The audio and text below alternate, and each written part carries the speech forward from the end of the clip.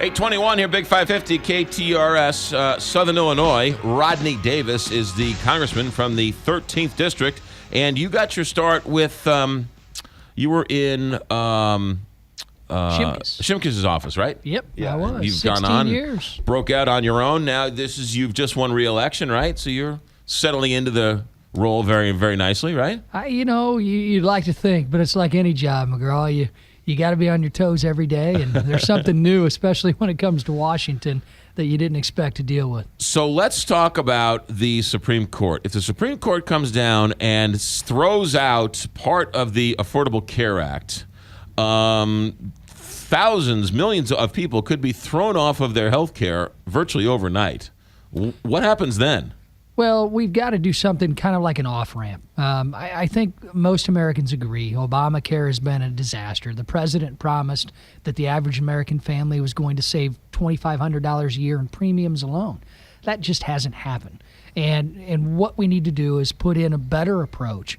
And if the Supreme Court rules that the state exchanges that were set up in partnership with the federal government are not legal, they're not constitutional, then what we've got to do is follow a plan similar to what Paul Ryan and Fred Upton, another colleague of mine, put forth in the Wall Street Journal a few weeks ago, so that we can transition those people into a better system that will be more responsive, that will be doctor-patient centered, and also less costly. What's a better system? There's a lot of rhetoric about the Affordable Care Act, and a lot of people call it government-run health care. It's privately run health care. It's private doctors. It's private hospitals. It's all, but it's regulated so that each insurance plan has a baseline minimum.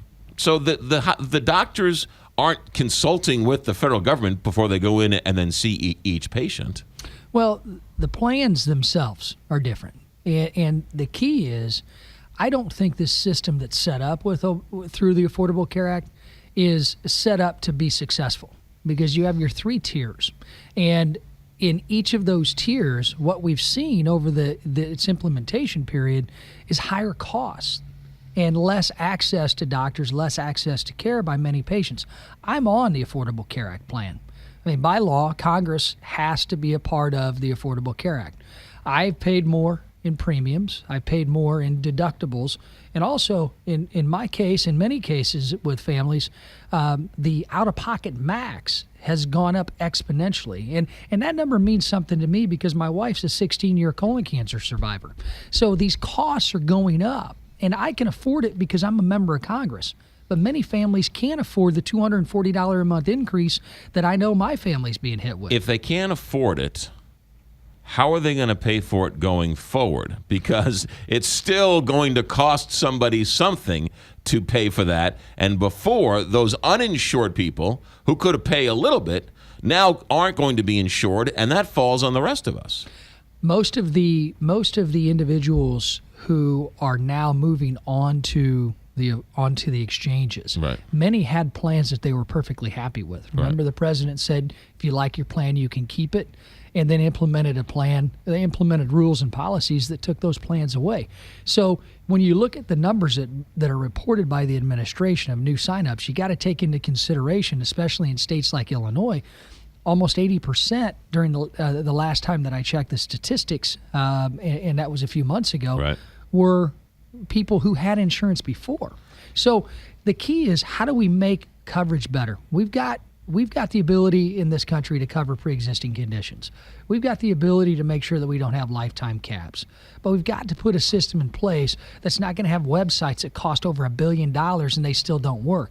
That's the problem. Well, the website works now, though. No, it doesn't. The website doesn't work now. No, there was recent reports just about a month ago where the wrong information was given it was a to glitch, consumers. but I mean, they fixed it. I mean, it's a $1 billion website. So going forward in your plan, would you force people to buy health insurance? What I would look at is making sure that we give families the options, and especially make it a doctor-centered approach, more of a consumer-driven approach that's going to lower costs. And when we do that, we can cover the pre-existing conditions. We can do some of the things that are good in the Affordable Care Act. You know, I've been somebody who said, I'm for repealing it, I'm for replacing it, I voted to defund it, but I've also voted to change it and fix it. Because the healthcare debate in this country is much more than this Affordable Care Act. It's about making sure patients get a chance to see their doctors. And in many cases, McGraw, that's just not happening. They say Kentucky and this Kentucky Connect has put more people on health insurance, lowered their costs, and has been a fantastic success in Kentucky. True or false? I don't live in Kentucky, and that's part of the problem with our health insurance industry in this country. I can't buy a plan that's being sold in Kentucky because insurance isn't allowed to be sold across state lines. We ought to make that part of any off-ramp, make that part of any new plan. Why can't we buy health insurance on a nationwide basis? Why can't you, as part of the National Association of Broadcasters, pool together broadcasters all over this nation and become a bigger group to be able to get a better plan and better rates, and one that's more responsive to the consumer rather than the exchange and the government? One of the reasons is because we can't agree as broadcasters if it's Tuesday or Wednesday, but that's beside the point.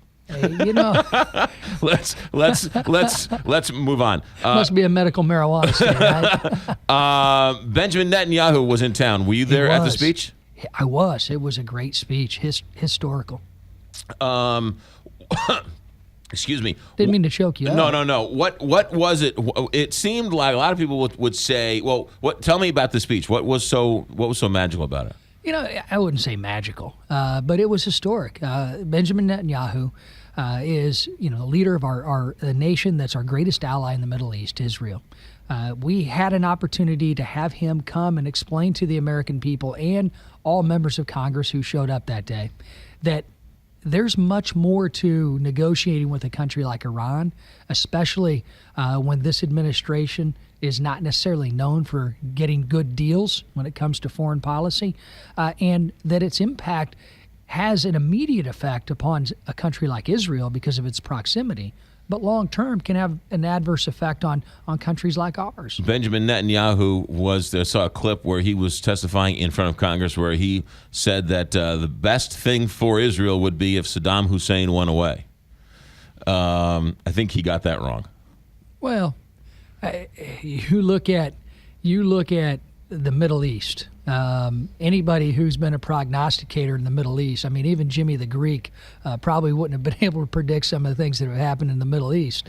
You look at it just a few years ago, many were clamoring in this country because of the Arab Spring and cheering.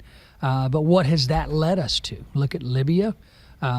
There's just been a vacuum, and that's what makes it even more difficult for a policymaker like me to sit back and look at this administration negotiating with the leadership of Iran, and I just can't fathom Iran and their leadership actually abiding by any agreement. Well, it's not just the U.S., Russia, China, England, Europe. I mean, there's like 6 or 7 countries that are all doing it together.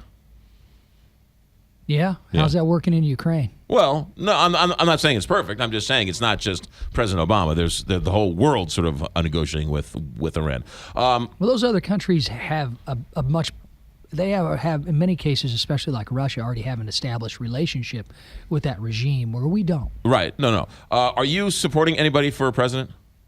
Not yet. Not yet. I'm waiting on him to call. Call me, guys. You're waiting on me. So, what can they do for you? In other words, hey, I think as a Republican, we got a great team, and I'd be happy with most of the candidates that are out there being our flag bearer. And I just think, especially when you look at the front runner on the Democrat side, I think Hillary's going to be coronated. Mm-hmm. I think many Republican candidates are going to be able to lay out that stark difference, and I think the American people are ready for a change. That's Congressman Rodney Davis, Illinois District, the 13th District in Southern Illinois. Congressman Davis, always welcome here. Thanks for coming in. Thank you, guys. 8:30 here, Big 550.